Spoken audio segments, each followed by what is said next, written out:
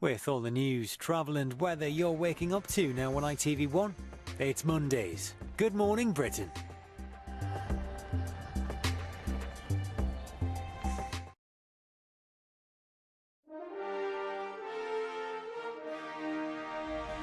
Good morning, Britain. One final chance to leave Gaza before Israel invades. Britons could be among foreign nationals able to cross into Egypt, reportedly within the next hour, while vital humanitarian aid is due into Gaza before an air, sea and land offensive that could begin at any moment. Meanwhile, Israel continues to pound Gaza with 300,000 troops massed on the border now.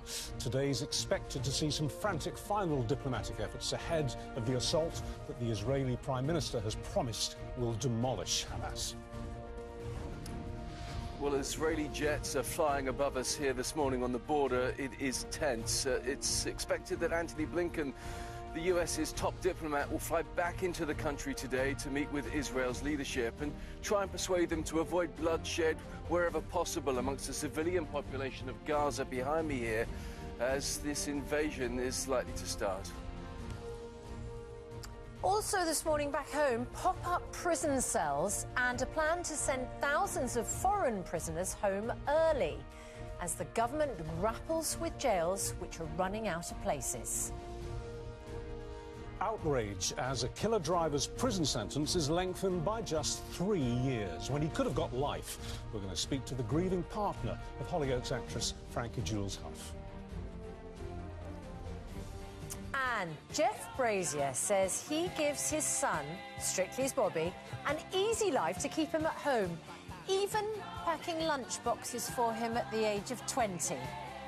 But does it show greater love to let your children fly the nest and be independent? Colder weather arrived this weekend. It is a cold and frosty start this morning, and it stays chilly for the rest of the week. I'll have all the details of that and more coming up on Good Morning Britain. Monday, 16th of October, 2023. Live from Television Centre in London, this is Good Morning Britain with Susanna Reid and Richard Madeley. Morning all. Good morning, Britain. It's just gone 6 o'clock. You're on the Brazier camp, aren't you? I am. In fact, we've already got people getting in touch this morning. Hammer says, I don't understand why parents want their kids to leave home and then struggle in life.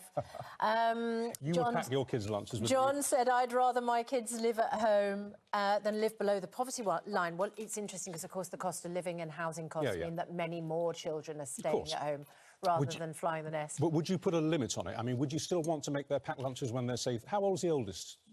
21. What about when he's 30? Would you make his packed That lunches? probably is a little bit beyond when they should be still living at home. But I think when they're in their 20s, it's lovely. And I am guilty of making packed lunches. You're a mother. For my grown-up children.